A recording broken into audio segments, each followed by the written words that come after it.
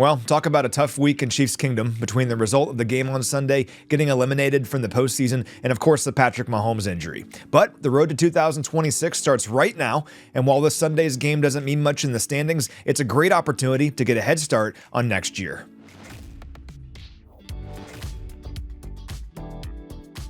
Well, the Chiefs lost by a single score on Sunday for the 7th time this season. It was their 5th loss by just 3 points or fewer this year, tied for the most in the NFL. And for some additional context on how strange this year has been for the Chiefs, they're the first team since the 2009 Pittsburgh Steelers to lose at least 7 games by just 1 score, all while never losing by more than 10 points all season.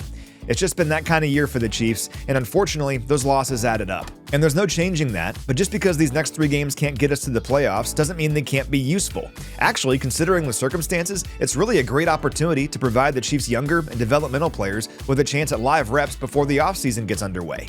Ashton Gillotte, for example, is coming off his best game of the season with an interception and a sack last week.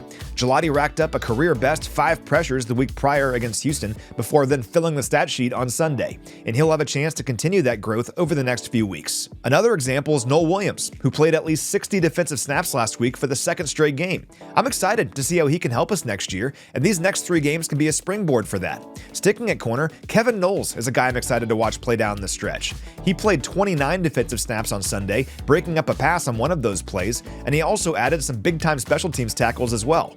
That's exactly the kind of player who can benefit from additional live reps before attacking the offseason training program.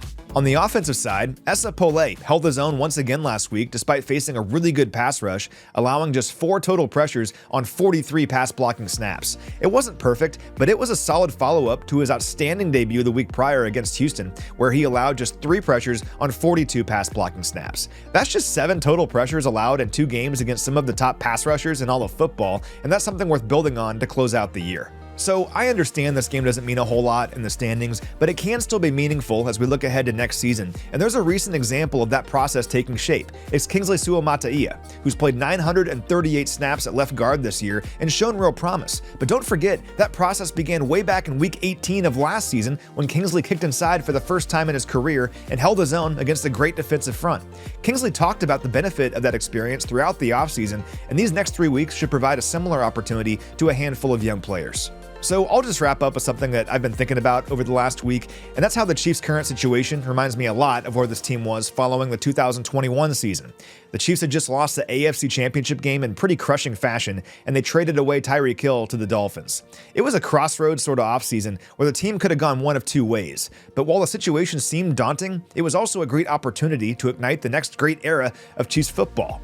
Well, the rest is history. The 2022 draft class was transformative, and the Chiefs went on to win 3 AFC titles and 2 Super Bowls in the years that followed.